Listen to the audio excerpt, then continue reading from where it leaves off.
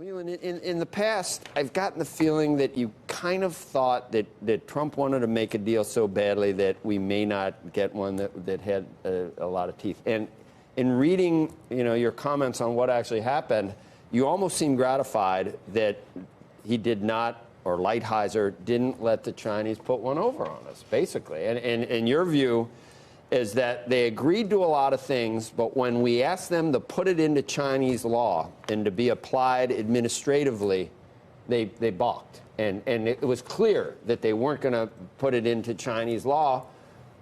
And we wanted to say this is part of what we got in the agreement. If we can't get that, we're not going to do it. Have I got that right? Yeah, I think for the last several weeks, I guess months, the Chinese have understood that the president wants a deal, and they've been pushing back, and they've been able to get several things out of the deal that was originally part of it. And they were doing pretty well with that. Yeah, look, the sides had found their equilibrium, and then I think last week this changed everything. The Chinese got greedy, and the Chinese decided that they were going to make all kinds of changes, particularly to the IP section of this, but the core change being that they were not going to implement the law through the normal NPC, National People's Congress, lawmaking procedure. They were going to administratively do these laws, and because they didn't want to admit fault, there was an optics issue more than anything else.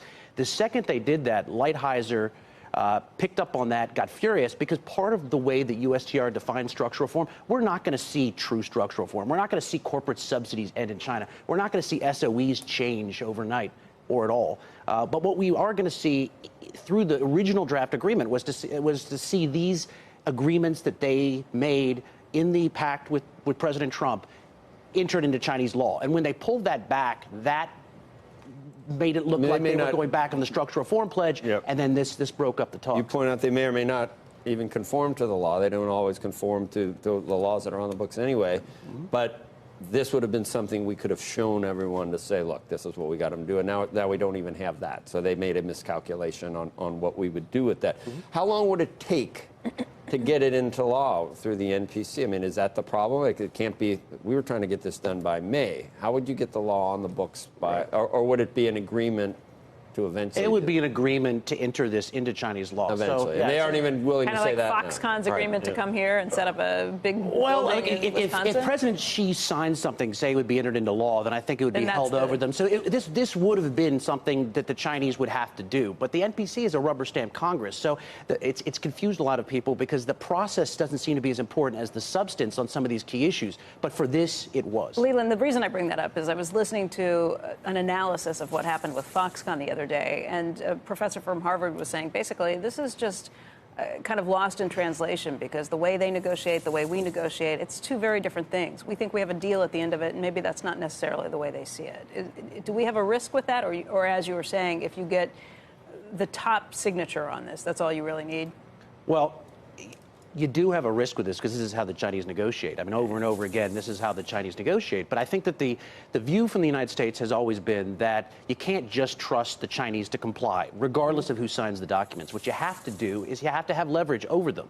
And this has been pulled back, and the tariff threat has been pulled back. And so the Chinese didn't feel much pressure. And I think the reason that maybe tariffs are more likely tonight than people think, or tomorrow night than people think, is that the non-pressure route has not been working, and the Chinese made a terrible miscalculation on this. It's classic overreach. But when he comes here, and you think it's possible he brings a complete mea culpa and walks it back completely, and we still have a deal this week or in May at some point? I think May's possible. Look, if he walks this back and says, we miscalculated, this is politics, it happens in your country as well as mine, walks it back, maybe gives some more concessions, I think this thing can get back on track, because I think both sides want a deal. There's no question about this. And the storyline has become more compelling for President Trump because now he has forced the Chinese to the table again to make a tougher deal, to go back on their commitments. So the deal is absolutely open right now. But I think if the Chinese decide that they're going to soft play this and